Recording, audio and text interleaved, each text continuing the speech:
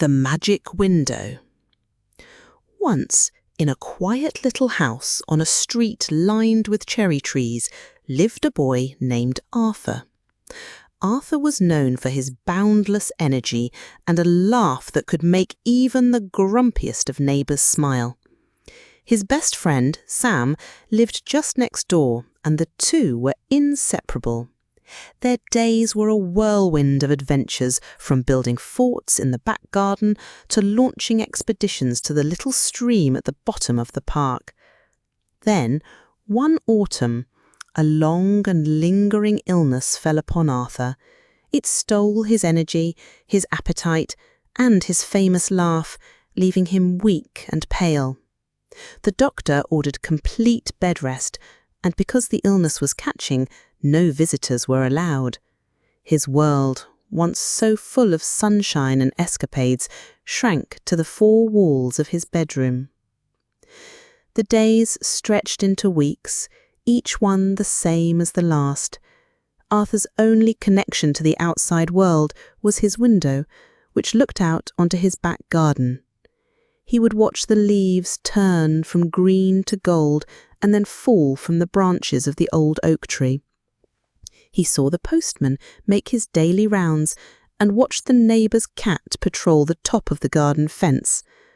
But mostly he saw an empty lawn and felt a profound and heavy loneliness. Despair began to settle in his heart like a thick fog.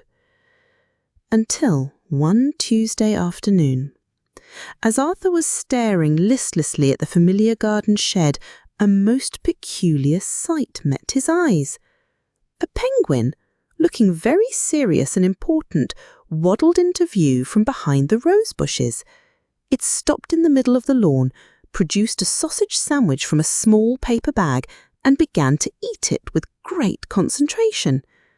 When it had finished the last bite, it carefully folded the bag, gave a polite nod towards Arthur's window, and then squeezed itself, with some difficulty, through a gap in the fence. Arthur blinked. He sat up straighter in his bed, rubbing his eyes. Had he dreamt it? A penguin eating a sausage sandwich! It was the most ridiculous thing he had ever seen. A tiny smile, the first in a very long time, touched his lips. The next day, he found himself watching the garden with a flicker of anticipation. He wasn't disappointed. A small monkey, wearing a bright yellow nappy, appeared carrying a large, uninflated balloon. It sat on the grass and began to huff and puff, its cheeks blowing up to an incredible size. The balloon grew bigger and bigger until, with a tremendous bang, it burst. The monkey looked startled for a moment, then shrugged, gathered the rubbery scraps, and scurried away. This time Arthur let out a small chuckle. From then on, the appearances became a daily event, each one more absurd than the last. There was a pig in a smart waistcoat playing a jaunty tune on a tambourine. An elephant, or at least its long trunk and enormous ears, was seen bouncing up and down just behind the fence, as if jumping on a trampoline. One afternoon, a large dog wearing a pair of spectacles perched on its nose sat on the garden bench, holding a copy of the Times and muttering gravely about the state of politics. Arthur's room, once a place of silent gloom, was now filled with laughter. He would wait by the window each afternoon, wondering what marvel he would witness next. The laughter was like medicine. His appetite returned, the colour came back to his cheeks, and the sparkle returned to his eyes. His parents were mystified, but delighted by his sudden improvement. Before long, the doctor declared him fully recovered and well enough to return to school. On his first day back, Arthur felt a thrill of excitement. He couldn't wait to see his friends, and most of all, to tell Sam about the incredible magical window. During their lunch break, he began to recount the tales of the penguin, the monkey, and the political dog. As he was enthusiastically describing the pig with the tambourine, he noticed something sticking out of the top of Sam's school bag. It was a small, pink, leathery object. "Sam, what's that in your bag?" Arthur asked, pointing. Sam quickly tried to push it out of sight. "Oh, it's nothing," he mumbled, his face turning a little red. But Arthur had recognized it. It was a pig's snout. A sudden, incredible thought began to form in his mind. "Sam, let me see," he insisted, his voice full of a strange mix of confusion and dawning understanding. Reluctantly, Sam opened his bag.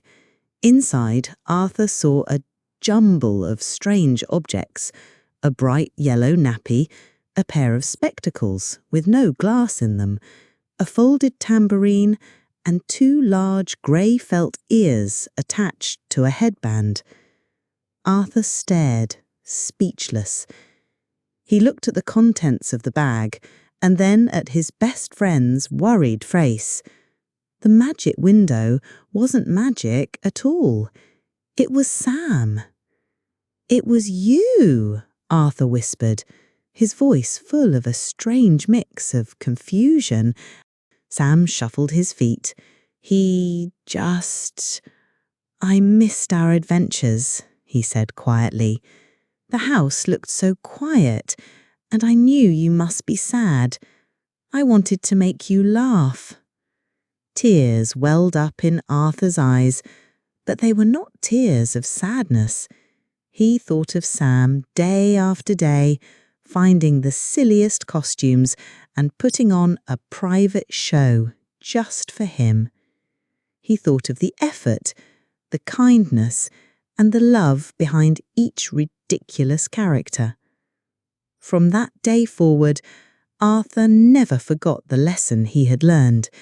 He understood that the greatest magic in the world isn't found in strange and inexplicable events, but in the simple, profound kindness of a true friend.